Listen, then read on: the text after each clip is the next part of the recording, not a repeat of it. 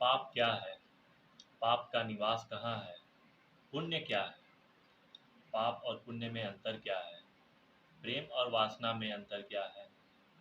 कुछ इन्हीं प्रश्नों का उत्तर खोजती हुई एक सुप्रसिद्ध किताब भगवती चरण वर्मा जी की चित्रलेखा।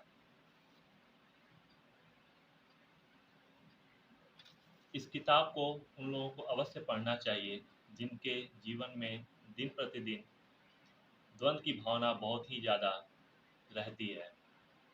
निश्चित ही यह एक कालजयी रचना है। उपन्यास की शुरुआत प्रश्न रूपी कथन से हुई है कि पाप क्या है, और इसको ही केंद्र में रखकर अन्य प्रश्नों के उत्तर तलाशने का प्रयास किया गया है।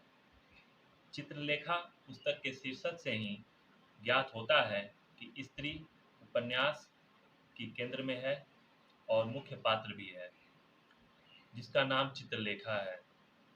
इसके अलावा भी चार प्रमुख पात्र हैं: श्वेतांक, विशाल देव, सामंत बीजगुप्त तथा योगी कुमारगिरी, तथा कुछ अन्य प्रमुख पात्र भी हैं जैसे महाप्रभु रत्नांबर, यशोधरा तथा आर्य मृत्युंजय। महाप्रभु रत्नांबर अपने दोनों शिष्य श्वेतांक व विशाल देव को पाप का पता लगाने के लिए क्रमशः बीजगुप्त एवं कुमारगिरी के संरक्षण में एक वर्ष व्यतीत करने के लिए भेजते हैं, क्योंकि ज्ञान को एक जगह रहकर तो प्राप्त किया जा सकता है, किंतु अनुभव के लिए संसार में विचरना ही पड़ता है। चित्रलेखा चित्रलेखा एक स्त्री है जिसका विवाह कम उम्र में ही हो जाता है और 18 वर्ष की अवस्था में उसके पति का देहांत हो जाता है, जिससे उसका जीवन नीरस, उदासीन एवं शून्य हो जाता है। कुछ समय पश्चात कृष्णादित्य नाम के एक युवक से उसका प्रेम संबंध बनता है और वह युवक उसे विवाह करके उसे सम्मानपूर्वक पत्नी का दर्जा भी देना चाहता है, परंतु उसके घर वाले स्वीकार नहीं करते और उसके पिता उसे घर से निकाल देते हैं। उधर चित्रलेखा के पिता भी उसे घर से निष्कासित कर देते हैं और फिर समाज भी उन्हें उचित सम्मान व स्थान नहीं देता, जिससे घुट-घुट कर कृष्णादित्य की मृत्यु हो जाती है। इसी बीच चित्रलेखा को एक पुत्र होता है जिसकी मृत्यु भी कुछ समय पश्चात हो जाती है। इससे चित्रलेखा एक बार फिर टूट जाती है और उसका जीवन अंधकारमय हो जाता है। इसी बीच एक नर्तकी जो पाटलिपुत्र की है उसे आश्रय देती है तथा नृत्य में उसे निपुण करती है, जिससे चित्रलेखा पूरी साधना व लगन से सीखती है और पाटलिपुत्र की पारंगत नृत्यांगना बनती है। चित्रलेखा एक सुंदर व आकर्षण युक्त स्त्री है तथा एक कुशल विदुषी भी है। कई ऐसे मौके आते हैं चित्रलेखा के जीवन में जब वह पाटलिपुत्र की नगरवधू यानी वेश्या बन सकती थी, पर अपने विवेक और संयम के बल पर खुद पर विजय पाई। कुछ समय पश्चात बीजगुप्त विवाह का प्रस्ताव चित्रलेखा के समक्ष रखता है, परंतु चित्रलेखा स्वीकार नहीं करती, पर धीरे धीरे दोनों में अगाढ़ प्रेम संबंध स्थापित हो जाता है। फिर भी दोनों पति पत्नी जैसा संबंध नहीं रखते, सिर्फ एक दूसरे से अथाह पवित्र प्रेम करते हैं, क्योंकि प्रेम और वासना में भेद है। केवल इतना ही कि वासना पागलपन है जो क्षणिक है और इसलिए वासना पागलपन के साथ दूर हो जाती है, और प्रेम गंभीर है, उसका अस्तित्व शीघ्र नहीं मिटता। समय का चक्र चलता रहता है, मनुष्य के जीवन में सुख दुख आते जाते रहते हैं, हर क्षण एक जैसा नहीं रहता और फिर मनुष्य परिस्थितियों का दास होता है। चित्रलेखा को बीजगुप्त से बिछुड़ना पड़ा और कुमारगिरी के संपर्क में आती है। कुमारगिरी की साधना, तप व आध्यात्मिक आकर्षण से प्रभावित होकर और बीजगुप्त के जीवन को ऊंचा उठाने के उद्देश्य तथा उसके जीवन को सुखमय बनाने के उद्देश्य से, परंतु यहाँ आकर न सिर्फ उसने बीजगुप्त को गहरा शोक संताप दिया, अपितु अपने अपने भी जीवन के पतन का कारण बनी तथा अपने को खुद नीचे गिरा दिया।